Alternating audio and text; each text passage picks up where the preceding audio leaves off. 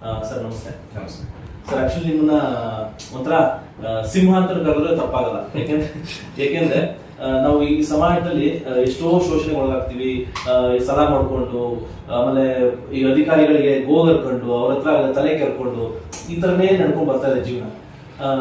ಅಂಥದ್ರಲ್ಲಿ ನಿಮ್ದೊಂದು ಪಕ್ಷ ಅಂತ ಒಂದು ಬಂದ ಮೇಲೆ ಅದು ಎಂತೆಂಥ ಆಫೀಸರ್ ಆಗಲಿ ಯಾರೇ ಆಗಲಿ ಪ್ರಶ್ನೆ ಮಾಡುವಂತ ಹಕ್ಕು ನಮ್ಗಿದೆ ಅಂತ ನೀವು ತೋರಿಸ್ಕೊಟ್ರಿ. ಸರ್, ನೀವು ಮೂಲತಃ ರವಿಕೃಷ್ಣ ರೆಡ್ಡಿ ಅವರು ಯಾರು, ಯಾಕೆ ಈ ಪಕ್ಷ ಕಟ್ಟಿದ್ರು? ನಾನು ಬೆಂಗಳೂರು ನಗರ ಜಿಲ್ಲೆ ಆನೇಕಲ್ ತಾಲೂಕಿನ ಬೊಮ್ಮಸಂದ್ರ ಅನ್ನುವಂತಹ ಒಂದು ಗ್ರಾಮದಲ್ಲಿ ಹುಟ್ಟಿದಂತಹ ವ್ಯಕ್ತಿ. ಸೊ ನಾನು ಸರ್ಕಾರಿ ಶಾಲೆಯಲ್ಲಿ ಓದಿದ್ದು 7 ತನಕ. ಆಮೇಲೆ ಬೆಂಗಳೂರಲ್ಲಿ ಬೇರೆ ಬೇರೆ ಈ ಥರ BE ಮತ್ತು ME ಕಂಪ್ಯೂಟರ್ ಸೈನ್ಸ್ ಇಂಜಿನಿಯರಿಂಗು ಅಲ್ಲಿ ತನಕ ಮಾಡಿದ್ದು ನನ್ನ ವಿದ್ಯಾಭ್ಯಾಸ. ಸ್ವಲ್ಪ ಸಾಫ್ಟ್ವೇರ್ ಇಂಜಿನಿಯರ್ ಬೇಸಿಕಲಿ. ನಾನು ಒಂದು 10 ವರ್ಷ ಅಮೇರಿಕದಲ್ಲೂ ವಾಸ ಮಾಡ್ತಿದ್ದೆ. ಅಲ್ಲೂ ಸಾಫ್ಟ್ವೇರ್ ಕೆಲಸ ಮಾಡ್ತಾ ಇದ್ದೆ. ಅಲ್ಲಿ ಕನ್ನಡ ಕೂಟದ ಅಧ್ಯಕ್ಷನಾಗಿರೋ ಒಂದು ರಾಜ್ಯದಲ್ಲಿ, ಸಿಲಿಕಾನ್ ವ್ಯಾಲಿ ಅಂತೀವಿ ನಾವು, ಕ್ಯಾಲಿಫೋರ್ನಿಯಾ, ಅಲ್ಲಿ ಕನ್ನಡ ಕೂಟ ಆಫ್ ನಾರ್ದರ್ನ್ ಕ್ಯಾಲಿಫೋರ್ನಿಯಾ, ಅಲ್ಲಿನೂ ಅದರ ಅಧ್ಯಕ್ಷನಾಗಿ ಕೆಲಸ ಮಾಡಿದ್ದೆ. ಅದು ಮಾಡೋದಕ್ಕೆ ಮುಖ್ಯವಾದ ಕಾರಣ ನಾನೊಬ್ಬ ಬರಹಗಾರನಾಗಿನೂ ಇದ್ದಿದ್ದು. ಕನ್ನಡ ತುಂಬ ಚೆನ್ನಾಗಿ ನಾನು ಚಿಕ್ಕಂದಿನೂ ಚೆನ್ನಾಗಿ ಓದ್ತಿದ್ದೆ. ಹಾಗಾಗಿ ಸಾಕಷ್ಟು ಇತಿಹಾಸ, ಸಾಹಿತ್ಯ, ಪುರಾಣ ಬಹಳ ಓದ್ತಾ ಇದ್ದೆ. ಹಾಗಾಗಿ ನನಗೆ ಬರವಣಿಗೆ ಮಾಡಬೇಕು ಅಂತ ಇತ್ತು. ನಾನು ಅಮೆರಿಕದಲ್ಲಿದ್ದಾಗ ಸಾಕಷ್ಟು ಮದುವೆ ಆಗೋದಕ್ಕೆ ಮೊದಲು ಸಾಕಷ್ಟು ಸಮಯ ಇರ್ತಿತ್ತು. ಹಾಗಾಗಿ ದೇಶದ, ಆವತ್ತಿನ ಅಮೆರಿಕದ, ವಿಶ್ವದ, ಭಾರತದ ನನ್ನ ಚಿಕ್ಕಂದಿನ ಅನುಭವಗಳ ಆಧಾರದ ಮೇಲೆ ನಾನು ಓದಂಥ ಸಾಹಿತ್ಯ, ಇತಿಹಾಸ ಇದೆಲ್ಲ ಆದ ಮೇಲೆ ಕೆಲವೊಂದು ವಿಚಾರಗಳ ಬಗ್ಗೆ ಬರೀತಾ ಹೋದೆ. ಹಾಗಾಗಿ ನಾನು ಒಂದಷ್ಟು ಸ್ಪಷ್ಟವಾಗಿ ದಾಖಲಿಸುವಂತಾಗಾಯಿತು, ಬರಹಗಾರನಾದೆ. ಸೊ ಇವೆಲ್ಲ ಆಗಿ ನಾನು ಚಿಕ್ಕದಿಂದಲೂ ಇದ್ದಿದ್ದೇನು ಅಂದರೆ ಒಂದು ಸಮಾಜ ಸುಧಾರಣೆ ಆಗಬೇಕು, ಅಸಮಾನತೆಗಳು ತೊಲಗಬೇಕು. ನಾನು ಹಾಗೆ ನೋಡ್ಬೇಕು ಅಂದರೆ ಚಿಕ್ಕಂದಿನಲ್ಲಿ ನಮಗೆ ದೊಡ್ಡ ಆದರ್ಶ ಅಂತಿದ್ದು ಸತ್ಯ ಹರಿಶ್ಚಂದ್ರ, ರಾಮ, ಈ ಥರದ್ದು ಹರಿಕಥೆಗಳನ್ನು 3 ವರ್ಷ 3ನೇ ಕ್ಲಾಸು 4ನೇ ಕ್ಲಾಸಲ್ಲಿ ಇರುವಾಗಲೇ ನಾನು ರಾಮಾಯಣ ಓದಿದ್ದೆ. ಹಾಗಾಗಿ ನಮ್ಮೂರಲ್ಲಿ ಮಹಾಶಿವರಾತ್ರಿ ದಿವಸ ಹರಿಕಥೆಗಳು ನಡೀತಿತ್ತು. ಅದೆಲ್ಲ ಒಂದಷ್ಟು ಆಗಿನ ಕಾಲದಲ್ಲಿ ಸಾಂಸ್ಕೃತಿಕ ಶಿಕ್ಷಣ ಅಂತ ಏನು ಸಿಗ್ತಾ ಇತ್ತು, ಕಥೆಗಳಿಂದ, ಉಪಕಥೆಗಳಿಂದ, ಪುರಾಣಗಳಿಂದ, ನಾಟಕಗಳಿಂದ. ನಮ್ಮೂರಲ್ಲಿ ಕುರುಕ್ಷೇತ್ರ, ದಾನಶೂರ, ಕರ್ಣ ನಾಟಕಗಳೆಲ್ಲ ಮಾಡ್ತಾ ಇದ್ರು ನಾವೆಲ್ಲ ಚಿಕ್ಕನ್ನಲ್ಲಿದ್ದಾಗ. ಸೊ ಹಾಗಾಗಿ ಇವೆಲ್ಲ ನೋಡಿದಾಗ ನಮ್ಮೊಂದು ಸಾಂಸ್ಕೃತಿಕ ಮೌಲ್ಯಗಳ ಬಗ್ಗೆ, ಒಂದು ಸಾಂಸ್ಕೃತಿಕವಾಗಿ ಸಾಂಸ್ಕೃತಿಕ ಶಿಕ್ಷಣದ ಮೂಲಕ ಒಂದಷ್ಟು ಒಳ್ಳೆಯ ವಿಚಾರಗಳು ಪರಿಚಯ ಆಗ್ತಾ ಇತ್ತು. ಹಾಗಾಗಿ ನಾನು ಆ ರೀತಿಯಲ್ಲಿ ಬೆಳೆದು ಬಂದಿದ್ದರಿಂದ ಬೆಳೀತಾ ಬೆಳೀತಾ ಇನ್ನೂ ಹೆಚ್ಚೆಚ್ಚು ವ್ಯಾಪಕವಾಗಿ ಓದ್ತಾ ಹೋಗ್ತಿದ್ದಾಗೆ ಪ್ರಜಾಪ್ರಭುತ್ವ, ಸಾಮಾಜಿಕ ವ್ಯವಸ್ಥೆ, ಅಸಮಾನತೆಗಳು, ಭ್ರಷ್ಟಾಚಾರ, ದುರಾಡಳಿತ, ಗುಲಾಮಿತನ, ಈ ಥರದ್ದೆಲ್ಲ ವಿಚಾರಗಳನ್ನು ತಿಳ್ಕೊಳ್ತಾ ಹೋಗ್ತಿದ್ದಾಗೆ ನಾನು ಇಲ್ಲಿ ಸಾಮಾಜಿಕವಾಗಿ ಒಂದಷ್ಟು ತೊಡಸ್ಕೊಳ್ಬೇಕು. ಯಾಕಂದರೆ ಇವತ್ತು ನಮ್ಮ ಭಾರತದ ಯಾವ ಪೂರ್ವಿಕರಿಗೂ ಇಲ್ಲದಂತಹ ಒಂದು ವ್ಯವಸ್ಥೆ ಇವತ್ತಿನ ಭಾರತೀಯರಿಗೆ. ಅದು ಮಹಾತ್ಮ ಗಾಂಧೀಜಿಯವರ ನೇತೃತ್ವದಲ್ಲಿ ದೇಶಕ್ಕೆ ಒಂದು ಸ್ವಾತಂತ್ರ್ಯ ಹೋರಾಟ ನಡೆದಿತ್ತು, ದೇಶಕ್ಕೆ ಸ್ವಾತಂತ್ರ್ಯ ಸಿಕ್ತು. ಅದು ಬೇರೆ ತರಹದ ಸ್ವಾತಂತ್ರ್ಯ ಸಿಕ್ಕಿದ್ದಿದ್ರೆ, ನನಗನ್ಸುವಾಗ ಇವತ್ತಿನ ತರಕ್ಕೆ ಬೇರೆ ತರಹದ ಹೋರಾಟಗಳ ಸ್ವಾತಂತ್ರ್ಯ ಆಗಿದ್ದಿದ್ರೆ ಬಹುಶಃ ನಾವು ಇವತ್ತಿರುವಂಥ ಪ್ರಜಾಪ್ರಭುತ್ವ ನೋಡ್ತಾ ಇರಲಿಲ್ಲ. ಯಾಕಂದರೆ ಅದೇ ಸಂದರ್ಭದಲ್ಲಿ ಎಷ್ಟೋ ದೇಶಗಳಲ್ಲಿ ಕೊಲೋನಿಯಲ್ ವ್ಯವಸ್ಥೆಯಿಂದ ಆಚೆಗೆ ಬಂದಂಥ ದೇಶಗಳಲ್ಲಿ ಇವತ್ತು ಬಹುತೇಕ ಫೇಲ್ಡ್ ಕಂಟ್ರೀಸ್, ಪಾಕಿಸ್ತಾನ, ಬಾಂಗ್ಲಾ, ಶ್ರೀಲಂಕಾ ಇವೆಲ್ಲ ನೋಡೋದು. ಆದರೆ ಭಾರತ ಮಾತ್ರ ತುಂಬ ಇವತ್ತು ಪ್ರಪಂಚದ ಅತ್ಯಂತ ಹೆಚ್ಚು ಜನಸಂಖ್ಯೆ ಇರುವಂಥ ದೇಶ. ಈ ದೇಶದಲ್ಲೂ ಇಷ್ಟು ವೈವಿಧ್ಯತೆ, ಭಾಷಾ ವೈವಿಧ್ಯತೆ, ಭೌಗೋಳಿಕ ವೈವಿಧ್ಯತೆ, ಸಾಂಸ್ಕೃತಿಕ ವೈವಿಧ್ಯತೆ, ಜಾತಿಗಳ ನಡುವೆ ಒಂದು ದ್ವೇಷ ಅಥವಾ ಬೇರೆ ಬೇರೆ ತರತಮಗಳು ಇದ್ರೂ ಇವತ್ತು ಒಂದು ದೇಶವಾಗಿ ನಾವು ಒಂದು ಹಂತಕ್ಕೆ ಒಂದು ಒಳ್ಳೆಯ ಸ್ಥಿತಿಯಲ್ಲೇ ಇದ್ದೀವಿ. ಇದೆಲ್ಲ ಯಾಕಾಯಿತು ಅಂತ ನೋಡಿದಾಗ ನನಗೆ ಮೂಲಭೂತವಾಗಿ ಕಾಣಿಸೋದು ಇಡೀ ದೇಶವನ್ನ ಗಾಂಧಿ ಕಟ್ಟಿದಂಥ ರೀತಿ, ಒಂದು ತಂತುವಾಗಿ. ಸೊ ಗಾಂಧಿ ಒಂದು ದೇಶವನ್ನು ಒಗ್ಗೂಡಿಸಿದ್ರು. ಆಮೇಲೆ ಅಹಿಂಸಾತ್ಮಕವಾಗಿ ಒಂದು ದೇಶಕ್ಕೆ ಸ್ವಾತಂತ್ರ್ಯ ಬಂತು. ಮತ್ತೆ ಗಾಂಧೀಜಿಯ ಕರೆಗೆ ಹೋಗ್ಬಿಟ್ಟು ಗಾಂಧೀಜಿಯ ಮೌಲ್ಯಗಳನ್ನ ಮತ್ತು ಗಾಂಧೀಜಿಯ ತತ್ವಗಳನ್ನ, ಗಾಂಧೀಜಿಯ ನಡೆಯನ್ನ ಗೌರವಿಸಿ, ಗಮನಿಸಿ ಗಾಂಧೀಜಿಯ ಜೊತೆ ಬಂದಂತ ಸಾವಿರಾರು ಜನ ನಾಡಪ್ರೇಮಿಗಳು, ದೇಶಪ್ರೇಮಿಗಳು, ದೇಶಭಕ್ತರು ಮತ್ತು ಚಿಂತಕರು, ಬುದ್ಧಿಜೀವಿಗಳು, ಸಣ್ಣ ಸಣ್ಣ ಜನ ಗಾಂಧೀಜಿ ಸಿಗಲಿಲ್ಲ. ಪಂಡಿತ ಅಂತ ಹೆಸರು ಪಡ್ಕೊಂಡಿದ್ದಂಥ ನೆಹರು ಅವರಿಂದ ಹೇಳ್ಕೊಂಡು ಬಹಳ ದೊಡ್ಡ ವಕೀಲರಾಗಿದ್ದಂತಹ ವಲ್ಲಭಭಾಯಿ ಪಟೇಲ್ರು, ಅದೇ ರೀತಿಯಲ್ಲಿ ನೆಹರೂರವರ ತಂದೆ ಮೋತಿಲಾಲ್ ನೆಹರು ತರದವರು, ಬಾಬು ರಾಜೇಂದ್ರ ಪ್ರಸಾದ್ ತರದವರು, ಈ ತರಕ್ಕೆ ಲಾಲ್ ಬಹದ್ದೂರ್ ಶಾಸ್ತ್ರಿ ಈ ತರ ಬಹಳ ದೊಡ್ಡ ನಮ್ಮ ಕರ್ನಾಟಕದಲ್ಲೇ ನೋಡಿದ್ರೆ KC ರೆಡ್ಡಿ ಮತ್ತು ಯಾರು ಕೆಂಗಲ್ ಹನುಮಂತಯ್ಯ, ಈ ತರದ ನಿಜಲಿಂಗಪ್ಪ, ಹಳೆಯ ಸ್ವಾತಂತ್ರ್ಯ ಹೋರಾಟಗಾರರು, ಕಾಮರಾಜ್ ಕರ್ದವರು, ದೇಶವ್ಯಾಪಿಯಾಗಿ ಈ ತರಕ್ಕೆ ಒಳ್ಳೆ ಏನು ಕ್ವಾಲಿಟಿ ಇದ್ದಂತ ಜನ, ಗುಣಾತ್ಮಕವಾಗಿ ಬಲಿಷ್ಠರಾಗಿದ್ದಂತ ಜನ ಆವತ್ತು ಗಾಂಧೀಜಿ ಜೊತೆಗೆ ಬಂದರು. ಸೊ ಹಾಗಾಗಿ ಗಾಂಧಿ ಅಂದ್ರೆ ಒಂದು ವಿಚಾರ ಅಲ್ಲ, ಇಂತಹ ದೊಡ್ಡ ಮನಸ್ಸುಗಳನ್ನ, ಶ್ರೇಷ್ಠ ಮನಸ್ಸುಗಳು ಆವತ್ತು ಗಾಂಧೀಜಿ ಕಡೆ ಆಕರ್ಷಿತರಾದ್ರು. ಹಾಗಾಗಿನೇ ಆವತ್ತು ಸ್ವಾತಂತ್ರ್ಯ ಬರೋದಕ್ಕೆ ಮೊದಲೇ ನಮ್ಮಲ್ಲಿ ಎಂತಹ ದೇಶ ನಾವು ಸ್ವಾತಂತ್ರ್ಯ ಬಂದ ಮೇಲೆ ಕಟ್ಕೊಳ್ಬೇಕು ಅಂತಿತ್ತು. ಬಹಳಷ್ಟು ದೇಶಗಳಿಗೆ ಅದು ಏನು ಪೋಸ್ಟ್ ಸೆಕೆಂಡ್ ವರ್ಲ್ಡ್ ವಾರ್ ಯಾವ ತರದ ದೇಶ ಆಗಬೇಕು, ಯಾವ ತರದ ಸಂವಿಧಾನ ಆಗಬೇಕು ಅಂತ ಅವ್ರಿಗೆ ಗೊತ್ತಿರಲಿಲ್ಲ.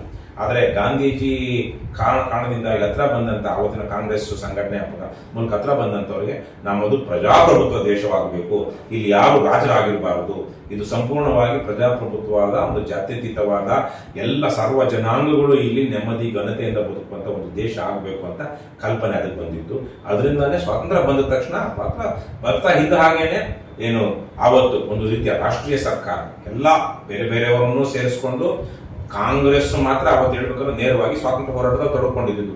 ಸ್ವಾತಂತ್ರ್ಯ ಹೋರಾಟದಲ್ಲಿ ತೊಡಕೊಳ್ಳದೆ ಸಾಮಾಜಿಕ ಸಮಾನತೆಯ ಪರವಾಗಿ ಹೋರಾಟ ಮಾಡ್ತಿದ್ದಂತಹ, ಏನು ಅಸ್ಪೃಶ್ಯತೆಯ ವಿರುದ್ಧವಾಗಿ ಹೋರಾಟ ಮಾಡ್ತಿದ್ದಂತಹ ಅಂಬೇಡ್ಕರ್ ಅವರನ್ನು ಸಹ ಆವತ್ತು ಏನು ರಾಷ್ಟ್ರೀಯ ಸರ್ಕಾರದಲ್ಲಿ ಕಾನೂನು ಸಚಿವರನ್ನಾಗಿ ಮಾಡಿ ಮತ್ತು ದೇಶಕ್ಕೆ ಸಂವಿಧಾನ ಬರೆಯುವ ಒಂದು ಜವಾಬ್ದಾರಿಯನ್ನು, ಗಣನೀಯವಾದ ಜವಾಬ್ದಾರಿಯನ್ನು ಅಂಬೇಡ್ಕರ್ ಅವರಿಗೆ ನೀಡಲಾಯಿತು.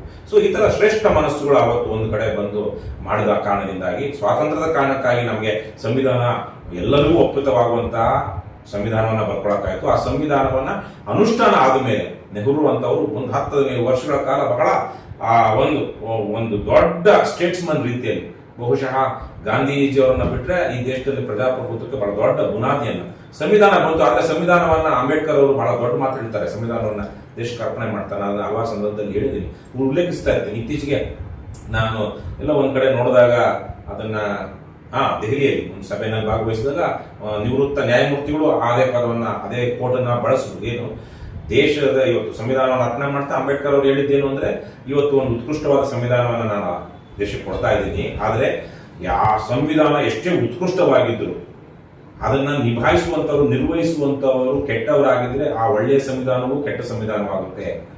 ಒಂದು ಸಂವಿಧಾನ ಎಷ್ಟೇ ಕೆಟ್ಟದಾಗಿದ್ರು ಆವತ್ತಿನ ಸಂದರ್ಭದಲ್ಲಿ ಅದನ್ನ ನಿಭಾಯಿಸ್ತಿರುವಂತವ್ರು ಒಳ್ಳೆಯವರಾಗಿದ್ರೆ ಕೆಟ್ಟ ಸಂವಿಧಾನವು ಒಳ್ಳೆಯ ಸಂವಿಧಾನವಾಗುತ್ತೆ. ಅಂದ್ರೆ ಕಾಮನ್ ಸೆನ್ಸ್, ನಮ್ಮ ನ್ಯಾಯ ಪ್ರಜ್ಞೆ, ಇದು ಆವತ್ತಿನ ಜನರ ನಂಬಿಕೆಗಳನ್ನ ಏನು ಅಥವಾ ಅವರ ಆವತ್ತಿನ ವ್ಯವಸ್ಥೆಯನ್ನ ಕಟ್ಟುತ್ತೆ ಹೊರತು ಸಂವಿಧಾನ ಅನ್ನುವಂತ ಒಂದು ಗ್ರಂಥ ಅದು ಒಳ್ಳೆಯವರ ಕೈಯಲ್ಲಿ ಇಲ್ಲದೆ ಇದ್ರೆ ಅದು ಕಟ್ಟೋದಿಲ್ಲ ಅನ್ನುವಂತ ಮಾತುಗಳನ್ನ. ಸೊ ಹಾಗಾಗಿ ಈಗ ನೆಹರು ಅಂತವರು ಆ ಸಂವಿಧಾನವನ್ನ ಅಂತರ್ಗತ ಮಾಡಿಕೊಂಡು ಅವತ್ತೊಂದು ಪ್ರಜಾಪ್ರಭುತ್ವ, ಡೆಮೊಕ್ರೆಟಿಕ್ ಇನ್ಸ್ಟಿಟ್ಯೂಷನ್ಸ್ ನ ಕಟ್ಟು. ಸೊ ಅದರಿಂದಾಗಿ ಇವತ್ತು ಭಾರತೀಯರಿಗೆ ಹಿಂದೆ ನಮ್ಮ ಯಾವ ತಲೆಮಾರಿಗೂ ಇಲ್ಲದಂತಹ ಹಕ್ಕುಗಳು, ಒಂದಷ್ಟು ಏನು ಸೌಕರ್ಯಗಳು ಸಿಕ್ಕಿದೆ.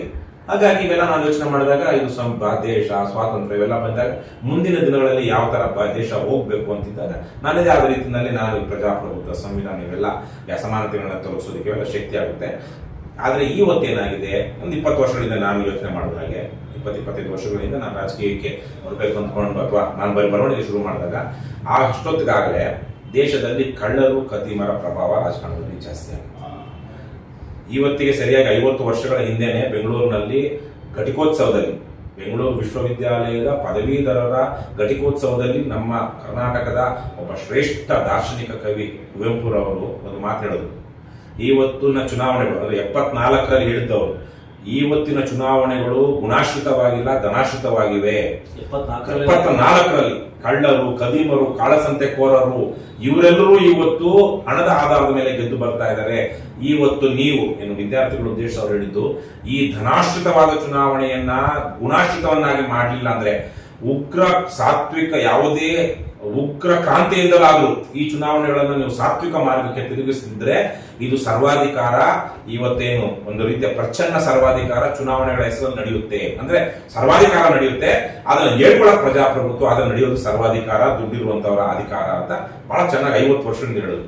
ಆದ್ರೆ ನಾವು ಇವತ್ತು ನೋಡೋದ ನಿಜಕ್ಕೂ 50 ವರ್ಷಗಳಿಂದನೇ ಈ ಮಟ್ಟಿಗೆ ಕೆಟ್ಟಿರ್ಲಿಲ್ಲ. ಸಣ್ಣ ಪುಟ್ಟದಾಗಿ ಕೆಟ್ಟಿತ್ತು, ಇವತ್ತು ಕಂಪೇರ್ ಮಾಡಿದ್ರೆ ಅವರೇ ಕೆಟ್ಟಿತ್ತು, ಆದ್ರೆ ಸಣ್ಣ ಪುಟ್ಟದಾಗಿ ಕೆಟ್ಟಿತ್ತು ಅಂತ ನಾವು ಭಾವಿಸಬಹುದು. ಆವತ್ತಿಗೆ ನಾವು ಗಾಬರಿ ಪಟ್ಟು ಆ ವಿಚಾರ ಹೇಳ್ತಾರಲ್ಲ, ಇವತ್ತಂತೂ ಇದು ಪ್ರಜಾಪ್ರಭುತ್ವ ಅಲ್ಲ, ಇದು ಕೇವಲ ಹಣದಲ್ಲಿ ನಡೀತಾ ಇದೆ. ಆದ್ರೆ ಹಣದಲ್ಲಿ ಅಧಿಕಾರ ಪಡ್ಕೊಂಡಿರೋರು ಜನರನ್ನ ಪೂರ್ತಿಯಾಗಿ ದಮನ ಮಾಡ್ತಾ ಇಲ್ಲ. ದಮನಕೋರರಾಗಿಲ್ಲ, ಇಲ್ಲಾಂದ್ರೆ ಜನ ತಿರುಗಿ ಬೀಳ್ತಾ ಇದ್ರು. ಆದ್ರೆ ಯಾರಿಗೆ ನಾಯಿ ಬಿಸ್ಕತ್ ಹಾಕೊಂಡು ನಡೆಸ್ತಾ ಇದ್ದಾರೆ ಆಡಳಿತ. ಸಂಪತ್ತು ಕೆಲವೊಂದಷ್ಟೇ ಕಡೆ ಶೇಖರಣೆ ಆಗಿದೆ. ಇದೆಲ್ಲ ತಪ್ಪಿ ಹೇಗೆ ಲಾಲ್ ಬಹದ್ದೂರ್ ಶಾಸ್ತ್ರಿ ಎಂತಹ ಹಿನ್ನೆಲೆ, ಬಡ ಹಿನ್ನೆಲೆ, ಕಾಮರಾಜ್ ನಾಡರ್ ಅಂತವರು, ನಮ್ಮ ನಿಜಲಿಂಗಪ್ಪ ಅಂತವ್ರು, ಇವ್ರನ್ನೆಲ್ಲ ನೋಡಿದಾಗ ಇವರೆಲ್ಲ ಎಂತೆಂಥ ಕಡು ಬಡತನದಲ್ಲಿದ್ದವರು ದೇಶ ನಾಯಕ, ರಾಷ್ಟ್ರ ನಾಯಕರಾದರು. ಆ ತರಹದ ರಾಜಕಾರಣಕ್ಕೆ ಅಥವಾ ಸಾಮಾಜಿಕ ಜೀವನಕ್ಕೆ ಆ ಥರ ಶ್ರೇಷ್ಠ ಮನಸ್ಸುಗಳು ಬಂದು ಇವತ್ತು ಚೆನ್ನಾಗಿ ಓದೋರು ಏನಾಗ್ತಾರೆ, ಸಾಫ್ಟ್ವೇರ್ ಇಂಜಿನಿಯರ್, ಒಬ್ಬ ಡಾಕ್ಟ್ರು, IAS ಆಫೀಸರ್, ಈ ತರಕಾಗಿ ನಮ್ಮನ್ನು ಸಾಕಪ್ಪ ಅನ್ನುವಂಥ ಸ್ಥಿತಿಗೆ ಬಂದ್ಬಿಟ್ಟಿದ್ದಾರೆ ಹೊರತು ಇವತ್ತು ರಾಜಕಾರಣಕ್ಕೆ ಬರ್ತಾ ಇರುವಂತವರು ಈ ದೇಶದ ಪ್ರತಿಭಾವಂತರು, ಈ ದೇಶದ ಶ್ರೇಷ್ಠ ಮನಸ್ಸುಗಳಲ್ಲ. ರಾಜಕಾರಣಕ್ಕೆ ಬರ್ತಿರುವಂತವರು ಖದೀಮರು, ಕಾಳಸಂತೆಕೋರರು, ಕ್ರಿಮಿನಲ್ಗಳು ಇವತ್ತು ಬಹುತೇಕ ಬರ್ತಾ ಇದ್ರು. ಇವರು ದೇಶವನ್ನ ಉಳಿಸಲ್ಲ. ಮುಂದಕ್ಕೆ ಪ್ರಜಾಪ್ರಭುತ್ವವನ್ನ ನಾವು ಪಡ್ಕೊಂಡಿದ್ದಕ್ಕೆ ಎಷ್ಟು ಹೋರಾಟ ಮಾಡಿದ್ವೋ ಅದಕ್ಕಿಂತ ದೊಡ್ಡ ಮಟ್ಟದಲ್ಲಿ ಪ್ರಜಾಪ್ರಭುತ್ವವನ್ನು ಉಳಿಸ್ಕೊಳ್ಳೋದಕ್ಕೆ ಮಾಡಬೇಕಾಗಿದೆ ಇವತ್ತು. ಹಾಗಾಗಿನೇ ನಾನು ರಾಜಕಾರಣಕ್ಕೆ ಬರಬೇಕು ಅಂತ ತೀರ್ಮಾನ ಮಾಡಿಕೊಂಡು ಇವೆಲ್ಲ ಏನು ನಮ್ಮ ದೇಶದಲ್ಲಿರುವಂತಹ ವ್ಯವಸ್ಥೆಗಳು ಅಥವಾ ಪಕ್ಷಗಳು ಇವ್ಯಾವನು ಆಂತರಿಕ ಪ್ರಜಾಪ್ರಭುತ್ವ ಇಲ್ಲ, ಮತ್ತೆ ಅಲ್ಲಿ ಗುಣಕ್ಕೆ ಗೌರವ ಇಲ್ಲ, ಅಲ್ಲಿರುವಂಥದ್ದು ಹಣಕ್ಕೆ ಗೌರವ. ಹಾಗಾಗಿ ಒಂದಷ್ಟು ಜನರು, ಸಾಮಾನ್ಯರಿಗೆ ಒಂದು ಮಾಡೆಲ್ ಅನ್ನು ರೂಪಿಸಬೇಕು. ಸಾಮಾನ್ಯ ಜನರು ನನ್ನ ಹಾಗೇನೆ ಒಂದು ಸಾಮಾನ್ಯ ಹಿನ್ನೆಲೆಯಿಂದ ಬಂದಿರುವಂತವರು ಹಿಂದೆ ಹೇಗೆ ರಾಜಕಾರಣಕ್ಕೆ ಬಂದು ದೇಶಕ್ಕೆ ಒಂದು ನಾಯಕತ್ವ ಕೊಟ್ಟರು ಅದೇ ತರಹ ಒಂದು ಮಾದರಿಯನ್ನು ನಿರ್ಮಿಸಬೇಕು ಅಂತೇಳಿ ನಾನು ಅಮೆರಿಕದಿಂದ ಭಾರತಕ್ಕೆ ವಾಪಸ್ ಆದ್ಮೇಲೆ ಅದೇ ನಿಟ್ಟಿನಲ್ಲಿ ಒಂದು ಕೆಲಸ ಮಾಡ್ತಾ ಇದ್ವಿ.